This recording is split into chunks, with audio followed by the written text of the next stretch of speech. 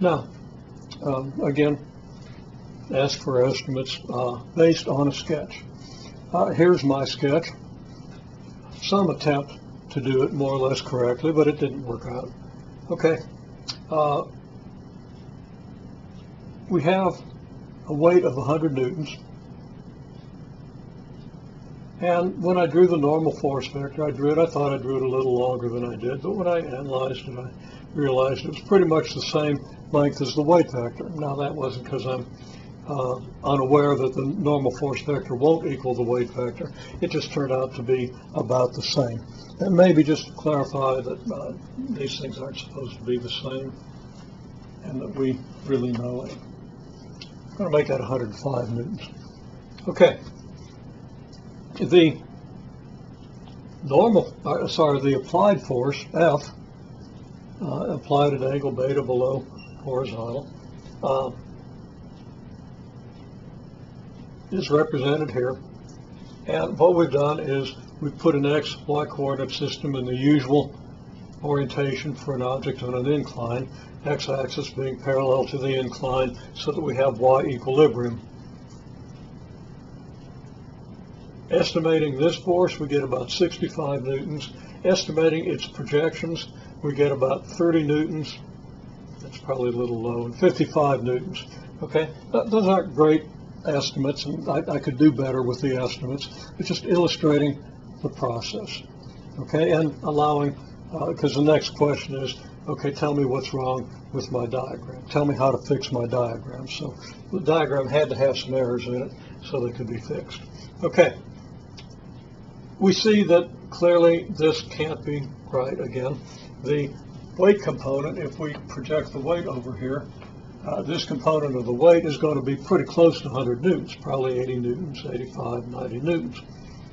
And we have the 55 newtons here, with the 90 newtons here is going to give us at least 140, 150 newtons of force in the Y direction.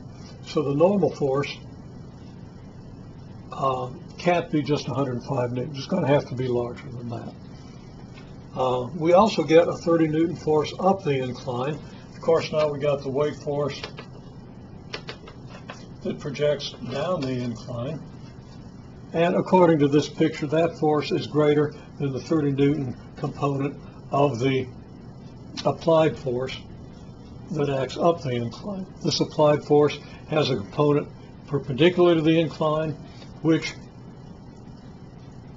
acts into the incline along with this component of the weight vector, resulting in a response of the incline in the opposite direction. That's what gives rise to the normal force.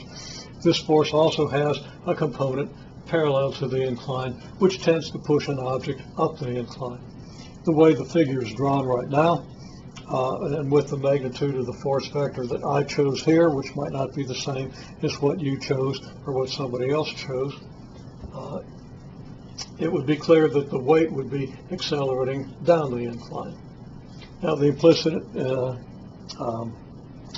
assumption here was, and we made this clear, I stated it, I didn't write it down, that the coefficient of friction is 0, so this is a frictionless situation.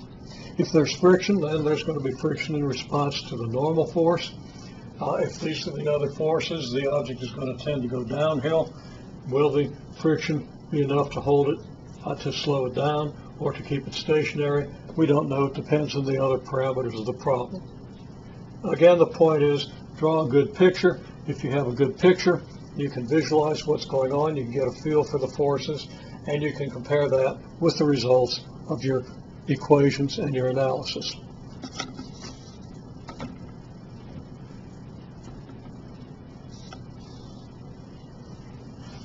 Next, we consider the Atwood machine, and I think I'm going to stop this video and do that one on another one.